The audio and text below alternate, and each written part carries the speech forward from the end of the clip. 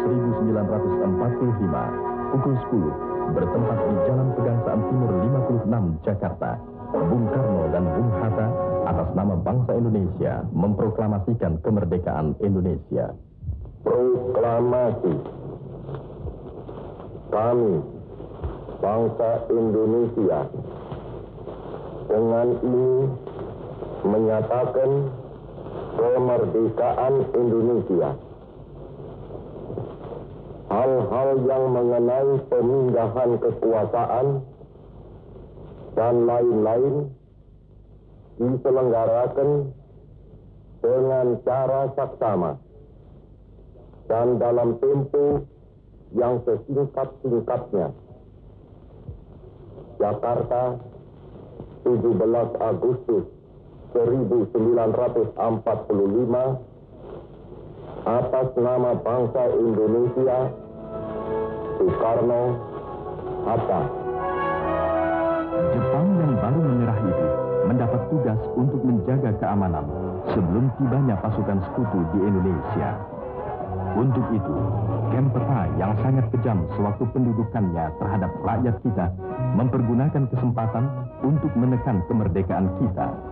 Tetapi gelombang rakyat yang sudah bosan dijajah dengan memiliki semangat dan keberanian yang tinggi, maju terus untuk mendengarkan pidato Bung Karno dan Bung Hatta di lapangan Ikada pada tanggal 19 September 1945. Kabinet Presidensil mengadakan rapat kabinet yang kedua untuk pada tanggal 31 Agustus tahun 2605, penyambutan segenap rakyat Jakarta dan Jatinegara dilakukan di tanah lapang Gambir dengan besar-besaran. Dari mulai kota sampai ke desa-desa kelihatan sang merah putih berkibar.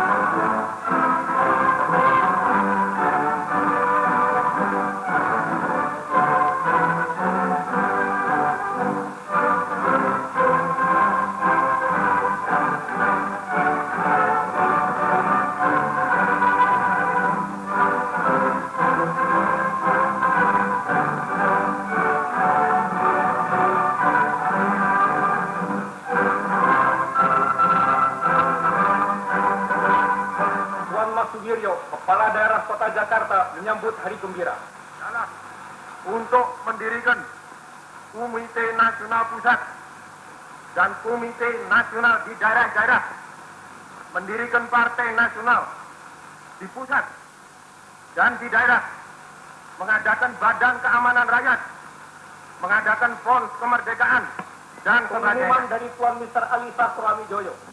Pegawai negeri berpendirian sama, ialah 1. Republik Indonesia merdeka telah berdiri. 2. Kita adalah pegawai negara Republik Indonesia merdeka. 3. Kita berada di belakang pemerintah Republik Indonesia merdeka. Tuan Mr. Kasman sedang berkhutbah. Bagi wakil daripada pegawai-pegawai tertinggi sudah juga diumumkan di sini kebulatan hati daripada pegawai-pegawai untuk serentak berdiri di bawah pimpinan pemerintahan nasional. Dengan begitu, maka terbayang-bayanglah di hati kita sekarang ini, sewaktu-waktu pemerintahan sekutu datang kemari, maka di mana-mana ia akan datang, akan tiba, maka di mana-mana itu jugalah akan kesandung dengan paham yang sudah mempunyai gambaran sebagai benteng baja, yaitu kebulatan hati, ingin tetap merdeka dan lainnya tidak akan diakuinya. Bulat-bulat ini, kesetiaan yang semacam ini sudah tentu akan mengokohkan persatuan yang erat antara kita kesemuanya menghadapi keadaan-keadaan yang mungkin terjadi. Jepang yang baru menyerah itu mendapat tugas untuk menjaga keamanan sebelum tibanya pasukan sekutu di Indonesia. Untuk itu, Kem peta yang sangat kejam sewaktu pendudukannya terhadap rakyat kita mempergunakan kesempatan untuk menekan kemerdekaan kita. Tetapi gelombang rakyat yang sudah bosan dijajah, dengan memiliki semangat dan keberanian yang tinggi, maju terus untuk mendengarkan pidato Bung Karno dan Bung Hatta di lapangan Ikada pada tanggal 19 September 1945. Kabinet Presidensil mengadakan rapat kabinet yang kedua untuk membicarakan pendaratan pasukan Inggris divisi ke-23 pada tanggal 9 Oktober 1945 yang bertugas melucuti dan mengambil alih kekuasaan dari bala tentara Jepang. Mereka diboncengi oleh Serdadu Belanda dan Nika yang berniat mengembalikan penjajahan Belanda atas Indonesia. Mulai tanggal 19 September 1945, rakyat Surabaya setelah insiden bendera di Hotel Oranye memperoleh momentum guna melucuti senjata-senjata dari pasukan-pasukan Jepang yang berada di Surabaya, seperti di markas Kaigun di Gubeng, gedung Lindeteves, bengkel senjata Jepang, dan sebagainya. Polisi istimewa kita dengan pansernya menuju pelabuhan Tanjung Perak, Surabaya, mengecek pendaratan pasukan Inggris. Pendaratan pasukan Brigade ke-49 Inggris di Surabaya berlangsung tanggal 25 Oktober 1945, dipimpin oleh Brigadir Jenderal Malaby. Allahu Akbar, Allahu Akbar, Allahu Akbar. Merdeka! Bung Tomo mencela pasukan Malaby mengambil hak kedaulatan bangsa Indonesia, menyerobot gedung RRI di Simpang, Surabaya, gedung Internasio, Rumah Sakit Darmo, kantor besar kereta api, dan lain-lain milik Republik Indonesia di Surabaya. Kemarahan rakyat Surabaya baru dapat diredakan ketika Presiden Soekarno dan Wakil Presiden Muhammad Hatta tiba di Surabaya pada tanggal 29 Oktober 1945 atas permintaan sekutu untuk menyelesaikan persengketaan antara pemuda dan TKR di satu pihak dengan tentara Inggris di lain pihak, dan terjadilah gencatan senjata. Ternyata pihak Inggris tidak menghormati keputusan bersama tentang penghentian tembak-menembak itu, dan terjadilah insiden yang mengakibatkan terbunuhnya Brigadir Jenderal Malaby. Jenazah Malaby dikebumikan di Muara Kambangan dan kemudian dipindahkan ke pemakaman Menteng Pulau, Jakarta. Setelah Brigadir Jenderal Malaby meninggal, Surabaya dengan seluruh rakyatnya sangat tenang, sedangkan di pihak Inggris sedang menyiapkan bala bantuan, di mana Laksamana Muda Peterson menerima perintah dari Mayor Jenderal Munster mengangkut 24.000 pasukan, termasuk pasukan-pasukan panzer, tank, meriam, dan pesawat-pesawat terbang jenis Mosquito dan Thunderbolt untuk menyerang Surabaya. Pada tanggal 9 November 1945, Mayor Jenderal Munster menyebarkan pamflet yang isinya menyerukan rakyat Surabaya menyerahkan semua senjata kepada pasukan Inggris. Ultimatum tersebut dianggap sepi oleh rakyat Surabaya yang sebenarnya hanyalah suatu alasan untuk menyerang Surabaya setelah mereka merasa kuat dengan datangnya bala bantuan pasukan dan alat-alat perang. Maka pada tanggal 10 November 1945 pagi hari, Inggris membombardir Surabaya. Inggris menghujani kota Surabaya dengan peluru meriam, diikuti dengan pemboman yang bertubi-tubi di berbagai tempat strategis, terutama di markas-markas area-area Surabaya. Rakyat Surabaya dengan senjata yang berhasil dirampas dari pasukan Jepang, serta senjata yang diperoleh dari hasil pertempuran 3 hari dengan Inggris, mengadakan perlawanan sengit. Mereka yang tidak memperoleh senjata menggunakan bambu-bambu runcing sebagai senjata. Tanggal 10 November kemudian diperingati sebagai Hari Pahlawan oleh seluruh rakyat dan bangsa Indonesia. Inilah suasana sengit pertempuran Surabaya pada tanggal 10 November 1945.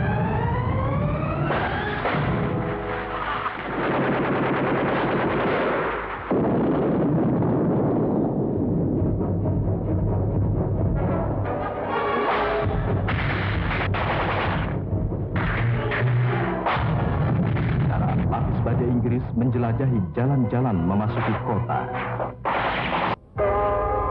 Pada tanggal 15 November 1945, Presiden Soekarno mengangkat Bung Sahrir sebagai Perdana Menteri Kabinet Parlementer.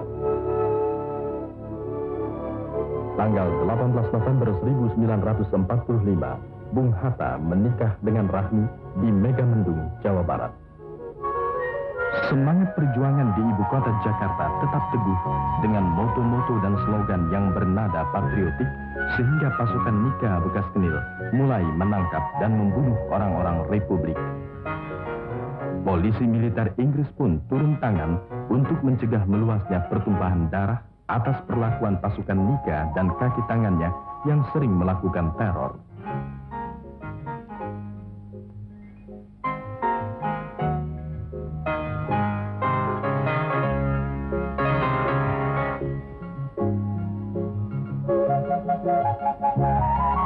Kabinet Sahrir kemudian memutuskan memindahkan Presiden Soekarno dan Wakil Presiden Muhammad Hatta ke Yogyakarta pada bulan Januari 1946 dan menjadikan Yogyakarta sebagai ibu kota perjuangan. Kembali ke Jakarta, pada suatu waktu Inggris mengusulkan kepada Kabinet Sahrir supaya pendudukannya di Batavia dapat dilebarkan sayapnya sampai dengan batas Bekasi. Namun permintaan ini ditolak oleh Kabinet Sahrir. Pada permulaan tahun 1946, sebuah pesawat Dakota Inggris terbang ke arah Semarang, namun melakukan pendaratan darurat di Cakung. Pilot maupun pasukan yang terdiri dari 20 orang lengkap dengan senjata masih utuh. Rakyat dan mahasiswa melihat hal itu dan menyangka bahwa Inggris telah mendarat di belakang pasukan kita yang saat itu sedang berjaga-jaga di pedalaman Jakarta. Maka terjadilah pertempuran dan mengakibatkan terbunuhnya seluruh pasukan di dalam pesawat Dakota tersebut. Akibat dari insiden ini, mereka membabi buta membakar daerah Bekasi, baik itu rumah rakyat, hutan, dan lain-lainnya. Inggris masuk ke Semarang dengan alasan untuk menyelamatkan para tawanan perang sipil yang berada di Ambarawa. Mungkin mereka takut akan terjadi peristiwa yang sama dengan Surabaya. Maksud kedatangan mereka adalah untuk melebarkan kekuasaannya ke seluruh pedalaman Indonesia, terutama Semarang. Mereka bergerak selalu dengan konvoi dalam jumlah yang besar, dengan 30 tank dan ratusan truk berikut 4 kompi pasukan memasuki Ambarawa tanpa meminta izin dari pihak Indonesia, sehingga terjadilah pertempuran. Pertempuran ini dikenal dengan Palagan Ambarawa dan menjadi bagian sejarah perjuangan kemerdekaan Indonesia. As a result of the good offices rendered by United Nations Committee, the Linggadjati Agreement is signed March 25, 1947, after a year of negotiation. Prime Minister Sahrir signs as head of the Indonesian delegation.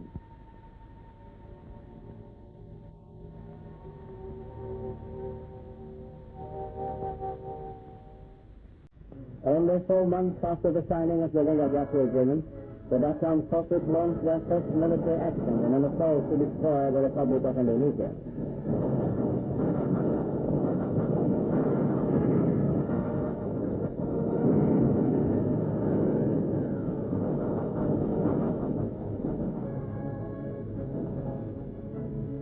The Republican Defense Forces, being far inferior in war equipment, resort to guerrilla warfare and employ scorched tactics. Barricades are put up on the main roads, important buildings are destroyed.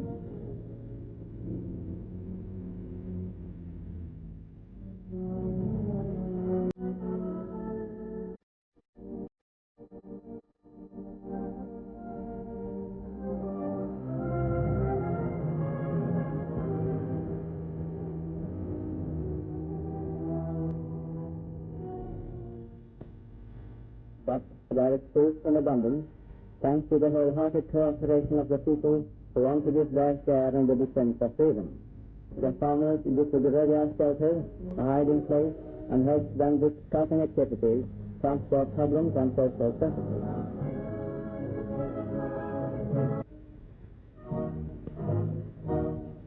The United Nations Commission for Indonesia consists of the Belgian member Paul van Zeeland, Professor Graham from America, and Justice Kirby from Australia. This is their first arrival at Maguwo Airfield, Yogyakarta.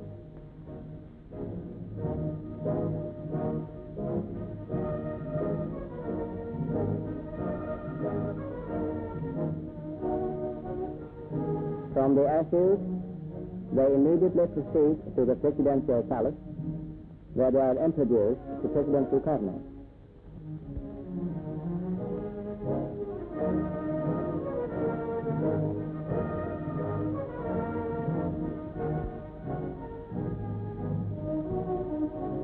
Representatives of the Indonesian and Dutch governments and members of the United Nations Commission for Indonesia brought a motorboat which carries them to the Ranville. The Ranville is an American ship lying at anchor off Priok Harbor, where the negotiations are taking place between the Indonesians and the Dutch in the presence of the United Nations Commission for Indonesia.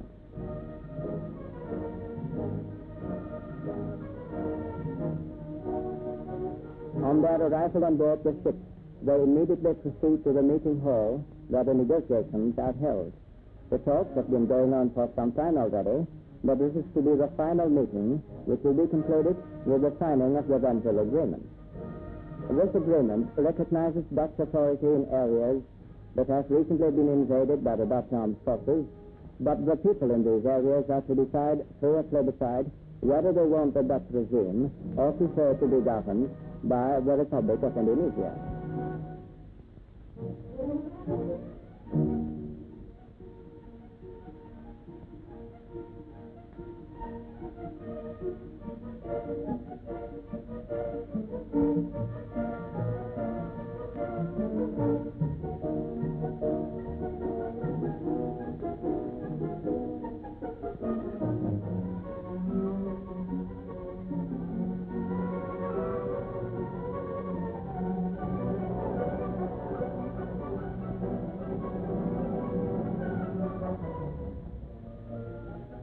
Signing the Ranville Agreement, which takes place on January 17, 1948, on behalf of the Republic of Indonesia, is Prime Minister Dr. Amir Syarifuddin.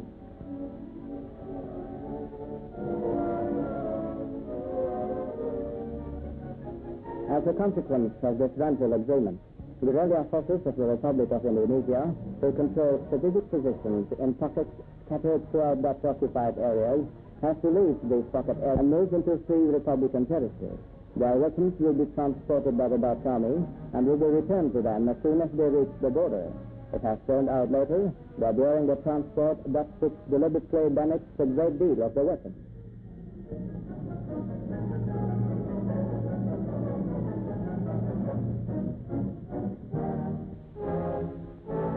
The signing of the Ranville Agreement hardly belonging to the past.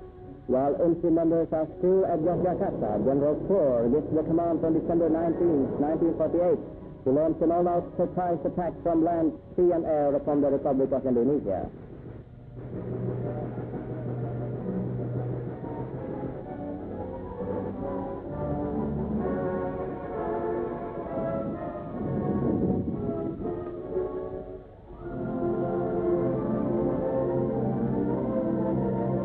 Magulo Airfield is one of the first targets of this Dutch second military action. Paratroopers drop down on the airfield for a swift conquest. But they surely are getting a hot welcome from Republican troops.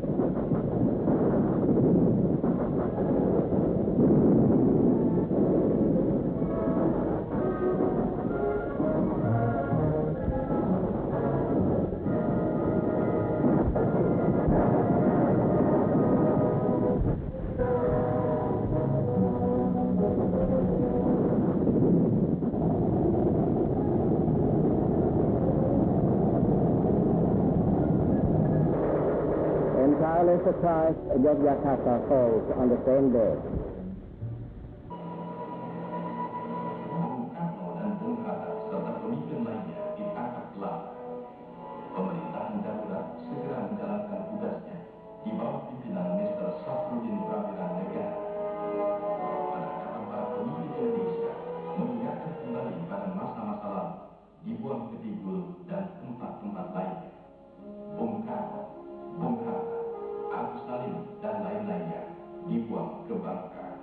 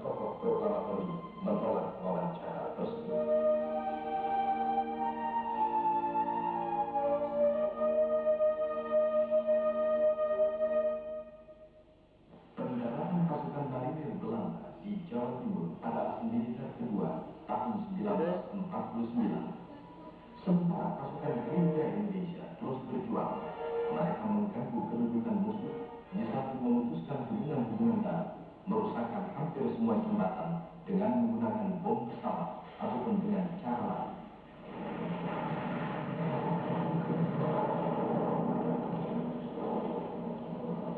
Robohnya jembatan menyebabkan tank-tank Belanda harus melalui jalan pinggiran untuk menuju ke sasaran.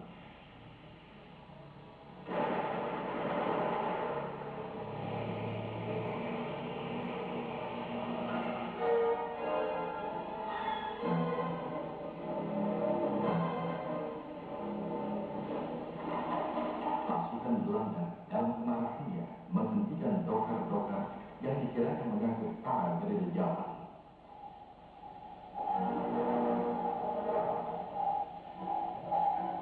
Hubungan dari kota ke kota harus dilaksanakan dengan cara kontrol dan tank-tank bertindak sebagai pengaman dalam perjalanan.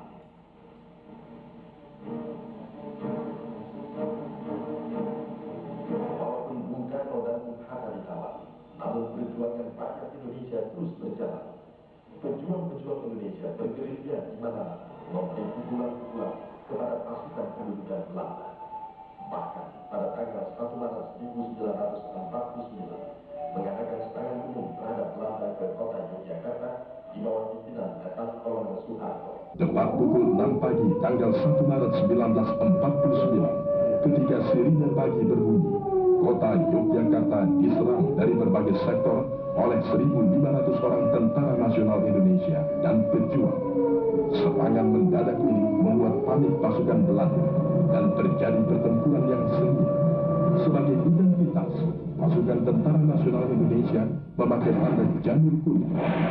Serangan dilakukan di stasiun kereta api yang letaknya di sentrum kota. Ada maksud serangan umum ini untuk menutupi kota Yogyakarta hanya beberapa jam saja. Namun dari serangan umum 1 Maret ini dapat membuka mata dunia bahwa Republik Indonesia tetap berdiri dan angkatan bersenjata masuk ke kota. Karena serangan pasukan tentara nasional Indonesia dan para pejuang begitu teraturnya, maka mereka bisa menduduki pusat kota untuk beberapa jam, sehingga memalukan pihak Belanda. Pihak Belanda dengan kekuatan maksimal mengarahkan kendaraan lapis bajanya yang didatangkan dari Magelang. Pasukan Belanda menyerang hingga ke dalam pusat kota.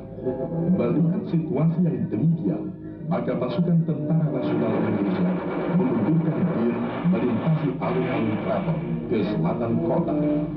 Secara taktis, tentara nasional Indonesia dan para pejuang mundur hingga keluar kota dengan meninggalkan korban pasukan Belanda yang tidak sedikit jumlahnya. Seminggu kemudian, yaitu tanggal 8 Maret, sebagai pembalasan, pasukan Belanda menembaki kantong-kantong pertahanan tentara nasional Indonesia seperti yang terjadi di Muntilan pada tanggal 13 Maret. Dan pada tanggal 18 Maret terjadi pertempuran hebat di Sentolo yang mengakibatkan banyak perjatuhan korban.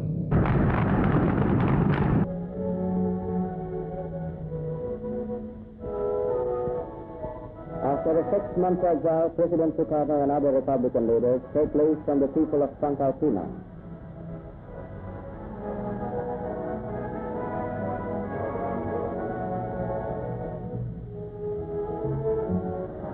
His Merdeka goodbye greetings are received with enthusiastic response from the people who have come from afar to have a last glimpse of their beloved leader and wish him the best of luck on his journey home.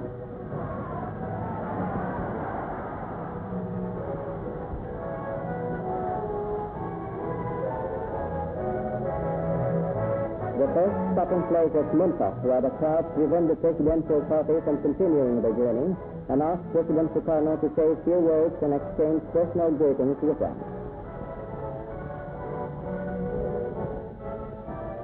The presidential party arrived at the last stopping place for a short prayer and a last farewell speech, after which they resumed the journey to the airport.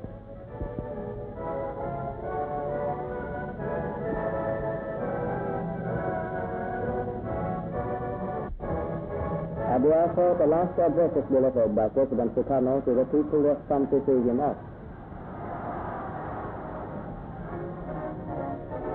shake hands, a last greeting, and they board the plane which will take them to Yogyakarta.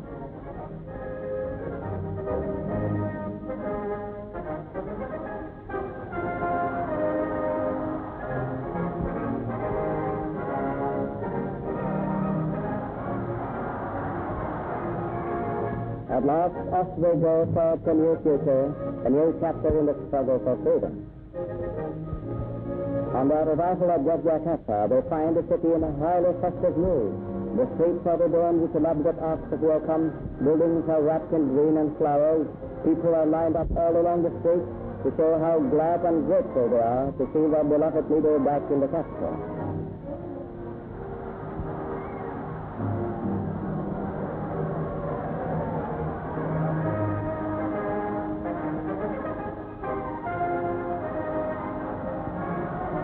After 6 months of exile, they are at last back again in the presidential palace.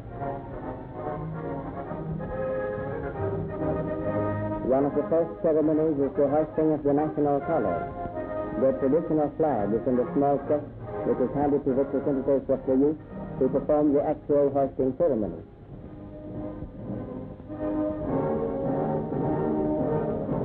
For 6 months, has been replaced by the Dutch flag. But now it's back again and flying in place as a token of the strong determination of the Indonesian people to defend their freedom at all costs.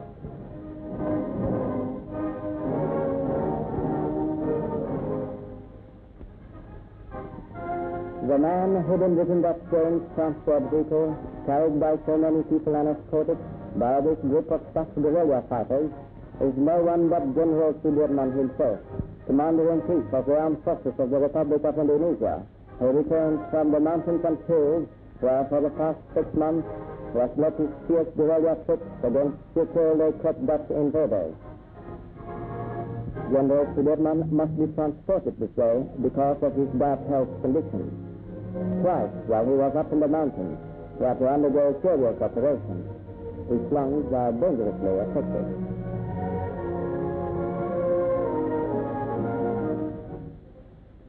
The first celebration in Yogyakarta, ever since its liberation, of the Muslim festival marking the end of the fasting month. President Sukarno and other Republican leaders are performing their prayers side by side with the common people.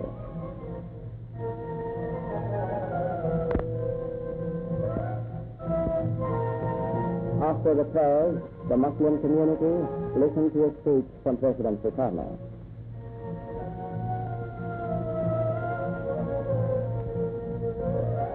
At the conclusion of the ceremony, everybody wishes to shake hands with our beloved president.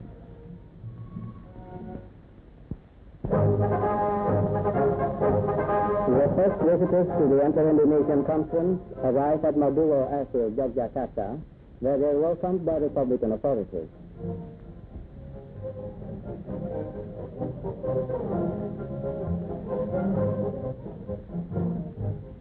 In honor of the conferees who have come from all parts of Indonesia, a parade is held which is clearly being enjoyed by the visitors. Some of the soldiers taking part in the parade are now in uniform, but some months ago they were roaming in the mountains with nothing but rags on and without shoes.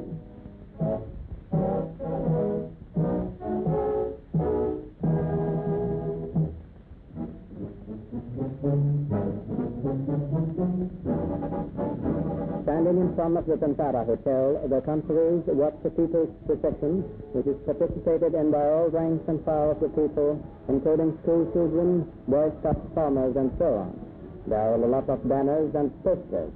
This is the first time indeed that despite continuous Dutch attempts to divide the people of Indonesia into several separate states, representatives from all parts of Indonesia have come together to declare that they are one nation, speaking one language, and having one national flag.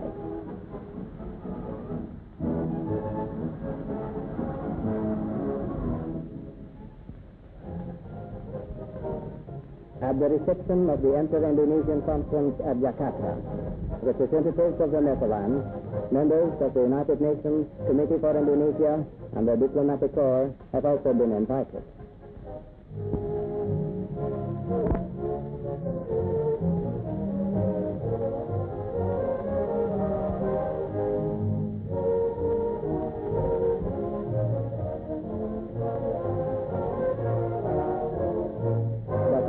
conversation with Salar, one-time head of the Indonesian delegation in late success.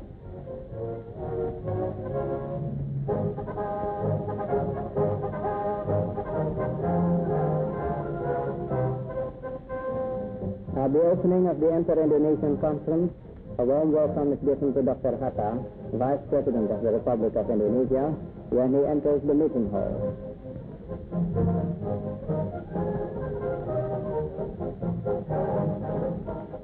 As soon as the last Dutch soldier left Yogyakarta, the prevailing chaos and disorder mysteriously disappeared. Life reverts to normal. People go about their daily work as usual.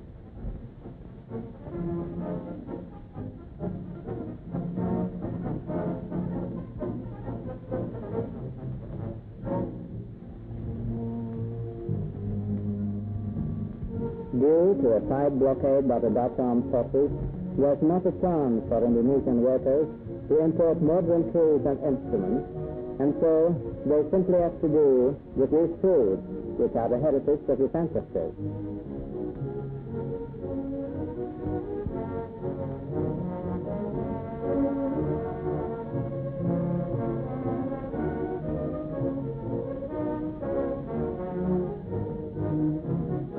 One of Yogyakarta's most famous industrial arts is its silverwork, which is soft and gentle in its beauty. As artists draw pictures with pen, pencil, or paint, Yogyakarta's craftsmen draw paintings and pictures in silver.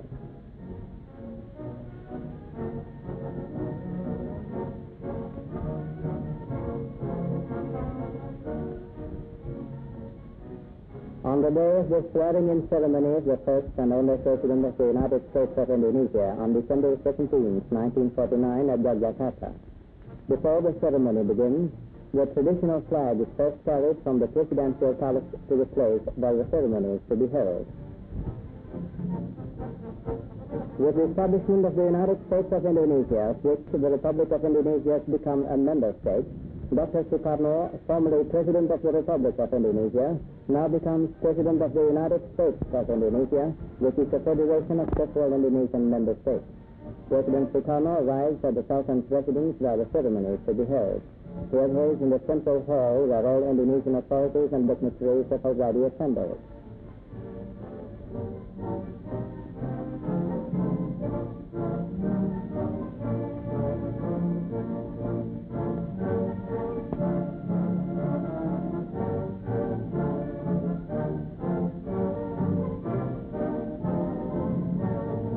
The man behind President Sukarno is a Muslim priest who is holding the Muslim holder book close to President Sukarno's head, while President Sukarno himself takes the oath by repeating the words read to him by President of the Supreme Court, Dr. Kusuma Atmaja, is dressed in traditional cap and gown.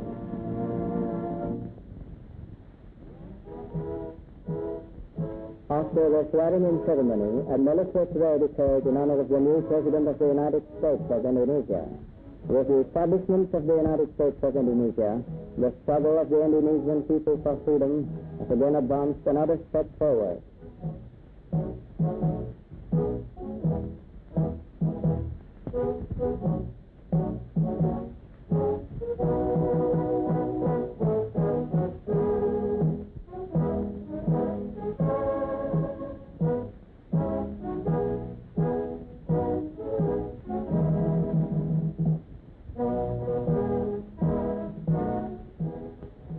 Queen of the Netherlands, Juliana, signs the transfer of sovereignty over Indonesia to the Indonesian people at The Hague in December 1949. Hatta signs the document on behalf of the Indonesian people.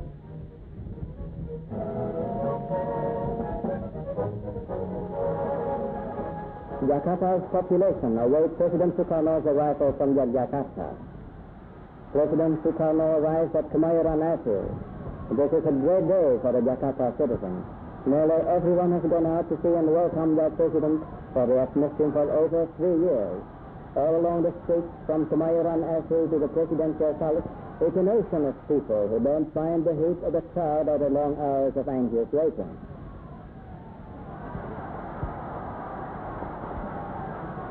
President Sukarno's car can hardly make headway. The police are having a hard job. Boy Scouts are also included in the work of maintaining public peace and order.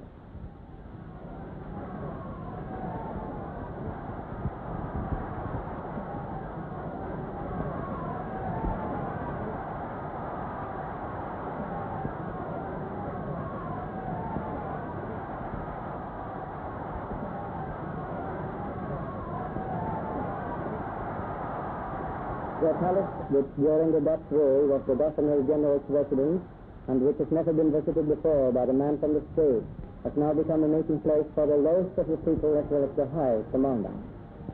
The people, in fact, were not allowed to enter the palace grounds, but the police and the special guard are powerless against this mass of people who, like a tidal wave, storm through the palace gate and over the palace walls into the environs to see their president from close by.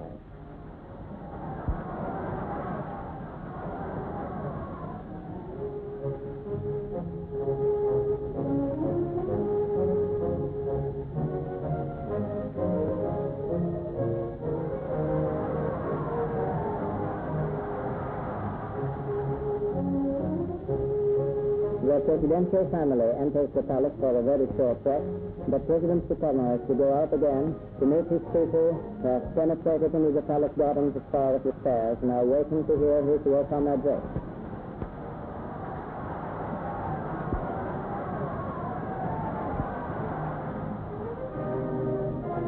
President Sukarno starts his speech by greeting the farmer, the street vendor of vegetables, the drivers of the most popular two-wheel transport vehicle.